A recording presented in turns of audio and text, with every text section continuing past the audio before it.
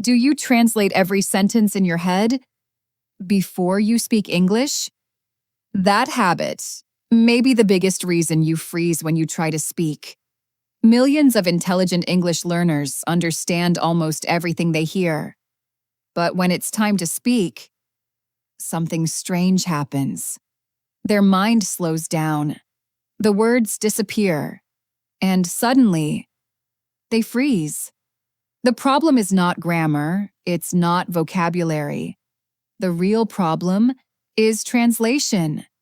But here's something most learners never realize. Translation doesn't just slow your speaking, it quietly trains your brain to hesitate. Every time you translate before you speak, your brain learns one thing: English is not safe enough to use directly. And that lesson repeats itself hundreds of times a day without you even knowing. Before we go further, try something with me for just 3 seconds. Look around the room you're in right now. Just look.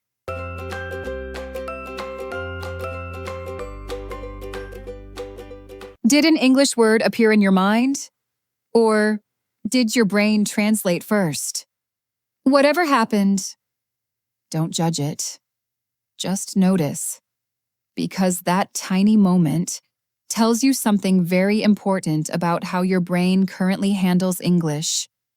Your mind moves through 2 languages before your mouth can say a single word. And that habit, quietly, builds a wall between you and natural English fluency. But first, I want to tell you something that might sound a little strange. When I was learning my second language, I didn't struggle with grammar. I didn't struggle with vocabulary.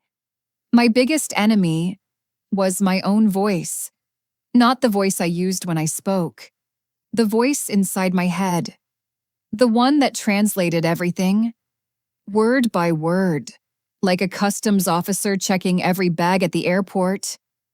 At the time, that voice felt safe. It felt responsible. I believed that if I translated first, I would make fewer mistakes. But I was wrong. That voice wasn't protecting me. It was building a wall, brick by brick.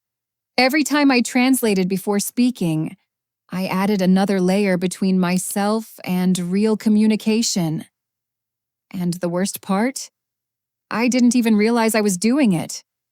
For months, I believed translating was part of learning a language. I thought everyone understood English the same way. First hear the English sentence, then convert it into your native language, and finally understand the meaning. But that's not real understanding. That's decoding.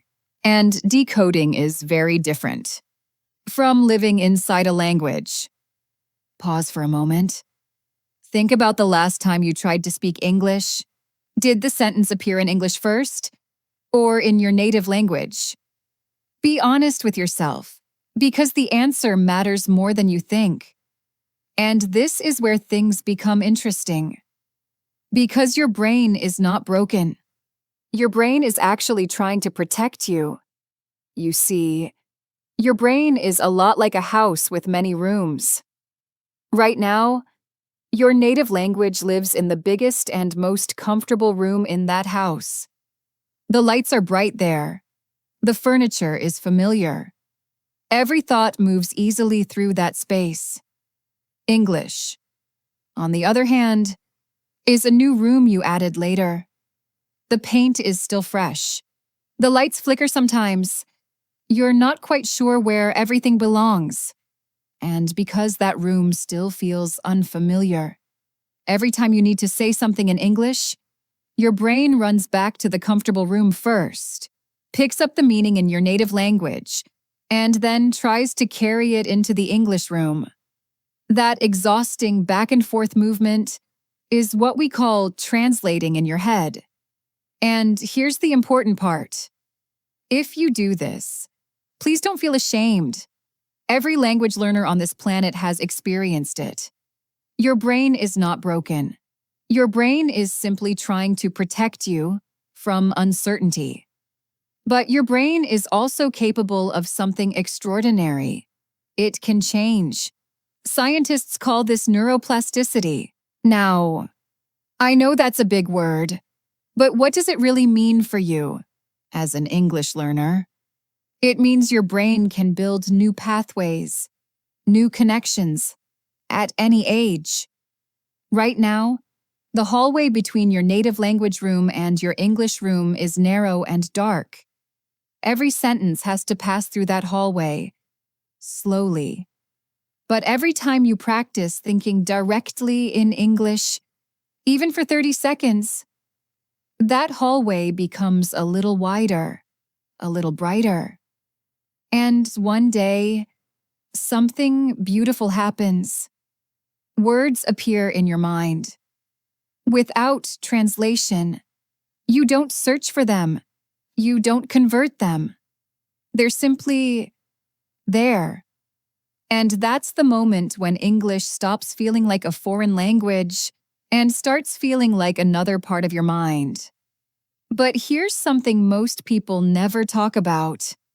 The reason many learners stay stuck in translation mode for years is not lack of intelligence. It's not because they don't study enough. It's fear.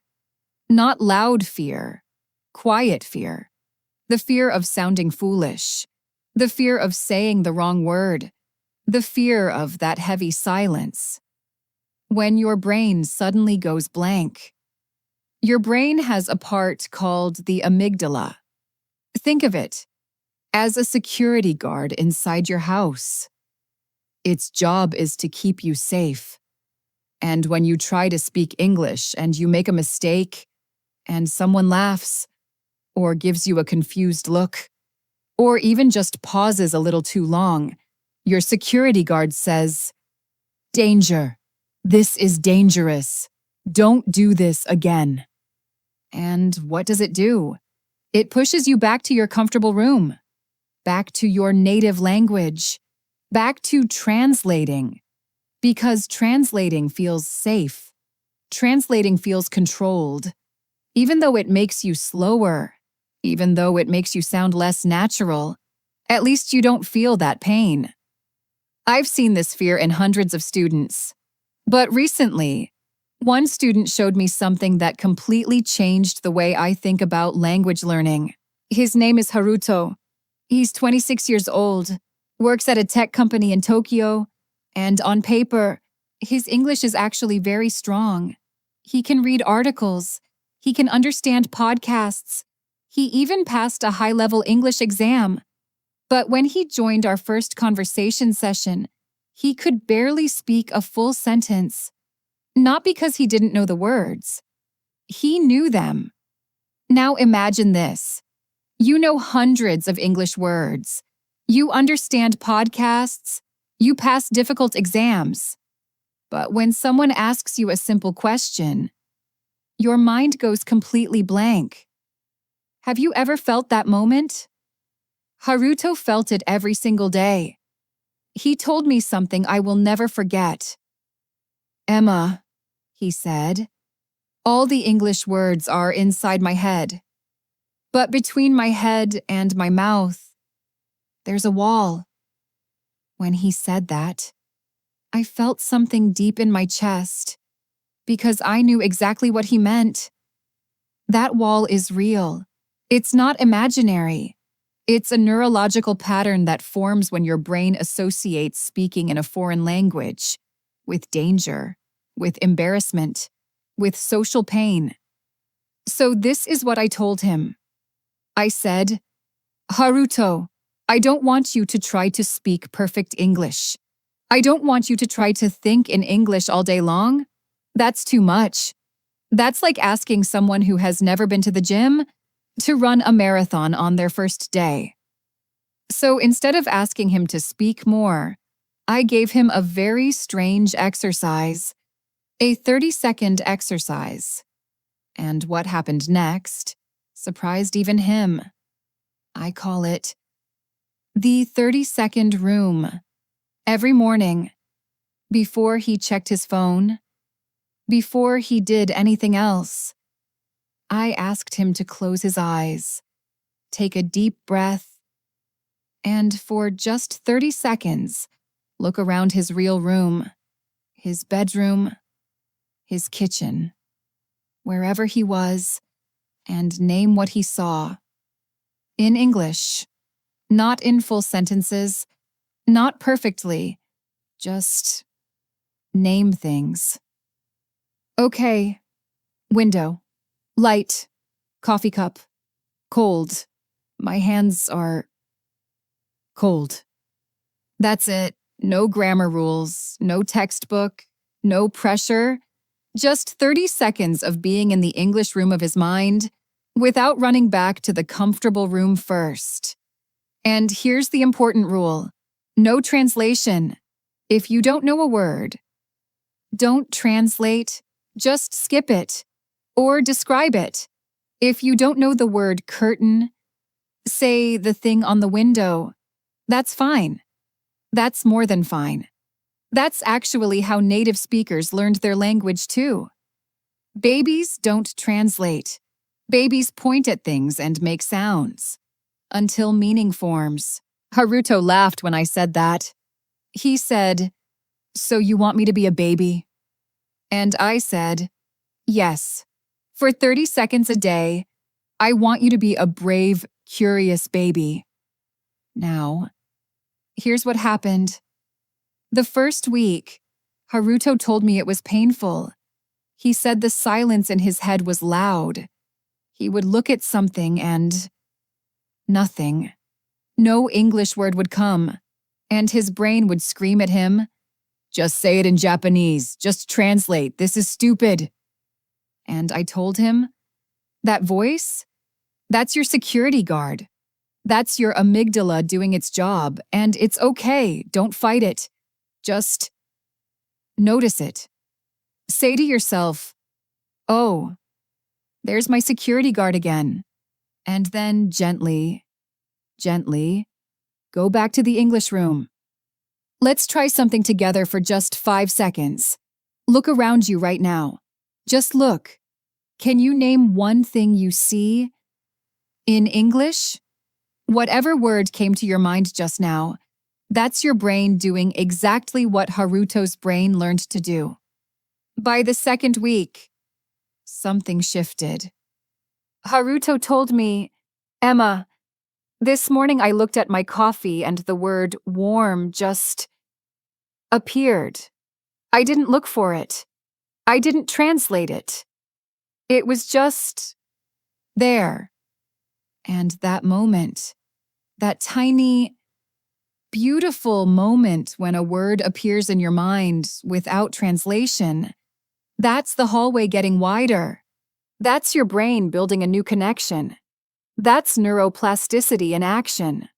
Not in a textbook, not in a theory, in a real person, in a real kitchen, holding a real cup of coffee. By the 4th week, Haruto wasn't just naming objects anymore. He was thinking small thoughts in English. "I need to leave soon. This coffee is really good today. I wonder if it will rain." Simple thoughts.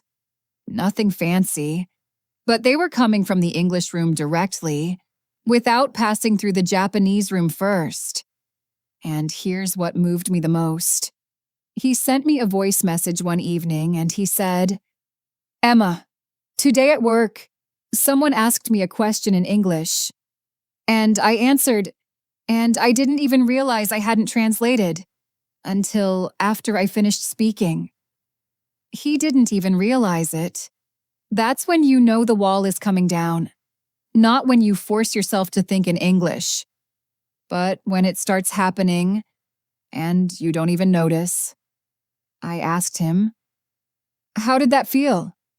And he was quiet for a moment. Then he said, "It felt like I finally walked into that room and forgot to be afraid." That sentence changed something in me too, because that's what this whole journey is about. It's not about perfection. It's about forgetting to be afraid. What would your life look like if English stopped being a foreign room in your house? What if it became just another room? A room where the lights are on, the furniture is yours, and you can walk in anytime you want? Without knocking? You don't need to rebuild your entire house today. You don't need to throw away your native language. That beautiful, comfortable room will always be there. It will always be yours. Thinking in English doesn't mean forgetting where you come from. It means adding a new space. A space where new conversations can happen. New friendships, new opportunities, new versions of yourself that can only exist in this language. And it starts not with a textbook, not with a grammar rule, not even with this podcast. It starts with 30 seconds. So tomorrow morning, try this with me. Before you check your phone, before you start your day, pause for 30 seconds, look around, and just name the first thing you see. In English, the window, the light, the sound of the city, your hands, your breath. And if your security guard shows up, and trust me, it will, just smile and say, I know this room is new, but I'm staying for a little while. Because here's the truth that nobody tells you about language learning. The goal was never to speak perfect English. The goal was never to sound like a native speaker. The real goal, is to feel at home in a new language, to walk into that room and feel, okay, I belong here too. And you do. You belong in that room. Even if the paint is still fresh, even if the lights flicker sometimes, even if you can't find the right words, and you just stand there in silence for a moment. Because every time you do this, the hallway between your languages becomes a little wider, a little brighter. And one day, you'll walk into that English room and realize you forgot to be afraid. And if you try it tomorrow, tell me in the comments, what was the first word that appeared in English without translating? I really want to know.